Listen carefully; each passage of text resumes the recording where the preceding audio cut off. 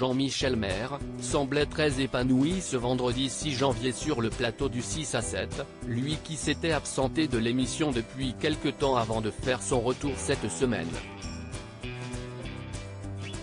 Tu as très bonne mine, a notamment remarqué Géraldine Maillet, avant que Cyril Hanouna n'appuie ses propos, teste beaucoup mieux quand tu travailles pas. Tes cheveux sont soyeux, ta peau est magnifique, t'es bronzé. Et si le journaliste de 61 ans, qui voyait son fils se marier cet été, semble très heureux et en forme, si est-il notamment parce qu'il vient de s'installer dans le sud. J'ai passé la nuit du 31 décembre dans un camion de déménagement et j'ai atterri à Sainte-Maxime, dans le Var, a-t-il raconté à ses camarades. Mais avec qui? S'est alors demandé Baba, ce à quoi son chroniqueur a répondu, avec ma chérie. Toujours la même, on s'est installé, on a pris un appartement à deux. Si est une nouvelle vie, un nouveau départ.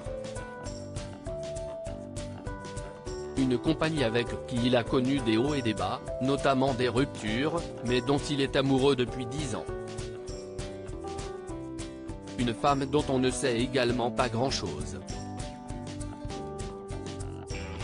Elle travaille, a-t-il notamment ajouté à ce sujet, sans pour autant dévoiler sa profession. Je suis parti la rejoindre quoi qu'il en soit, si est donc un joli cap que vient de franchir le chroniqueur avec sa dulcinée en s'installant avec elle, loin de Paris.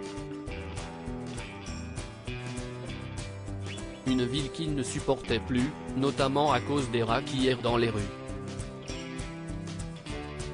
Ça m'a travaillé, à la fin je ne voyais plus que ça quand je passais dans les rues.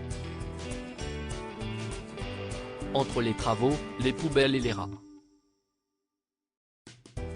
Je me suis dit, faut que je parte, a-t-il expliqué, avant que Cyril Hanouna ne se rappelle d'un détail. Mais tu ne devais pas partir en Thaïlande, lui a-t-il demandé.